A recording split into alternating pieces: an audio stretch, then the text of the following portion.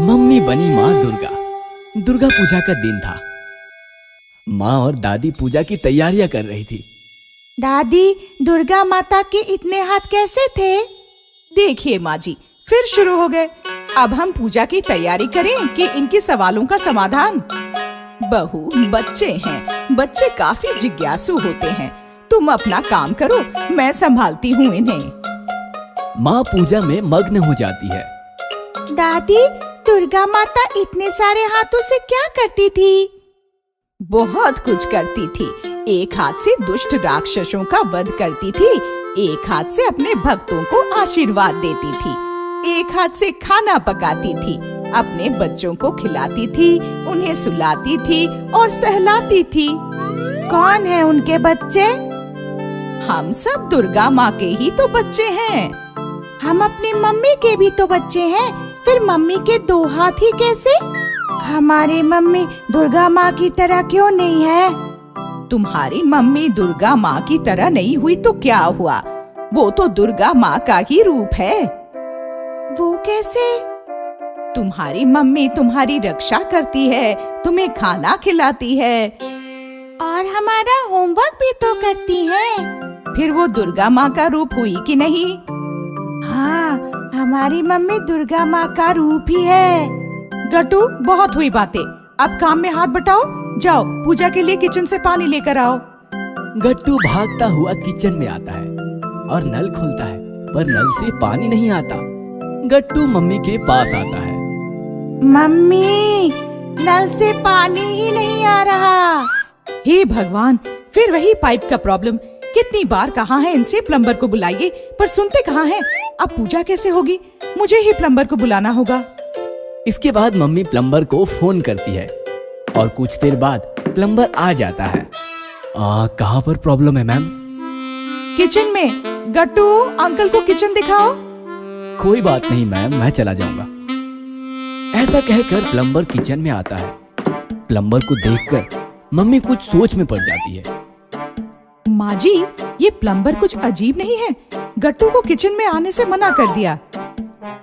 जमाना खराब है बहू, किसी का कोई भरोसा नहीं। प्लम्बर थोड़ा अजीब तो मुझे भी लगा। गट्टू, चिंकी, तुम दोनों जाओ और प्लम्बर के पास खड़े रहो, वहाँ से हिलना नहीं। गट्टू और चिंकी किचन में जाकर देखते हैं तो प्लम्बर किचन में नहीं था। तभी गट्टू देखता है कि बेडरूम का दरवाजा खुला हुआ है। लगता है ये कोई चोर है और चोरी करने आया है। चलो बेडरूम में चलकर देखते हैं। गट्टू चिंकी बेडरूम में जाकर देखते हैं तो प्लम्बर अलमारी खोलकर सामान अपनी बैग में भर रहा था। गट्टू जोर से मम्मी को आवाज लगाता है, मम्मी! गट्टू और चिंकी को देखकर प्लम्बर थोड़ा डर जाता है। फिर गट्टू और चिंकी को उठा लेता है। गट्टू और चिंकी चिल्लाने लगते हैं, छोड़ो हमें, छोड़ो मम्मी! तुम्हें छोड़ दूं और खाली हाथ लौट जाऊं? मेरे पिल्लो, तुम ही मेरा शस्त्र हो। अब देखो मैं सारा घर कैसे लूट लेता हूँ। मम्मी और दादी बेडरूम की तरफ भागते हैं और प्लम्बर को देखकर दंग रह जाते हैं। सारे पैसे, जेवर और जो भी कीमती सामान है सब मेरे हवाले कर दो, नहीं तो तुम्हारे बच्चों की खैर नहीं। छोड़ दे उन्हें, नहीं तो अच्छा नहीं होगा। अरे मैडम, सब अच्छा ही होने वाला है। तुम्हारा पति घर पर नहीं है, ये मैं जानता हूँ, इसलिए तो प्लम्बर बनकर आया हूँ। ठीक है, सब बेडरूम में ही हैं, जो चाहे वो ले लो, पर मेरे बच्चों को कुछ ना करना। प्लम्बर चिंकी और गट्टू के समेत बेडरूम का दरवाजा बंद कर लेता है। बहू, ये क्या किया?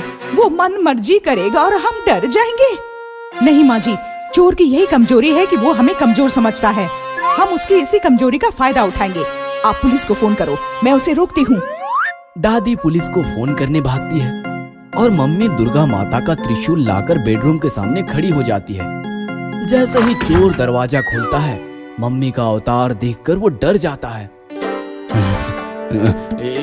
ये क्या पागलपन है? मैं तुम्हारे बच्चों को मार दूंगा। तुम्हें जो करना है यही करो, आगे बढ़े तो त्रिशूल से तुम्हारा वध कर दूंगी। मम्मी, बचाओ हमें! बच्चों, घबराओ नहीं, ये डरपोक है, कुछ नहीं करेगा। तभी दादी पुलिस और पड़ोसियों के साथ आती है। पुलिस को देखकर चोर बच्चों को छोड़ देता है और पुलिस से कहता है, सर बचाओ, मुझे बचाओ, ये औरत पागल है, मुझे बचा लो सर, मुझे बचा लो। हम बताएंगे तुम्हें असली पागल कौन है, ले जाओ इसे। और हवलदार चोर को लेकर जाते हैं। मैम, दरअसल ये चोर पागल है, प्लम्बर या मैकेनिक बनकर घरों में घुसता है और चोरी करता है। आज आपकी वजह से ये हमारे हाथ लगा है।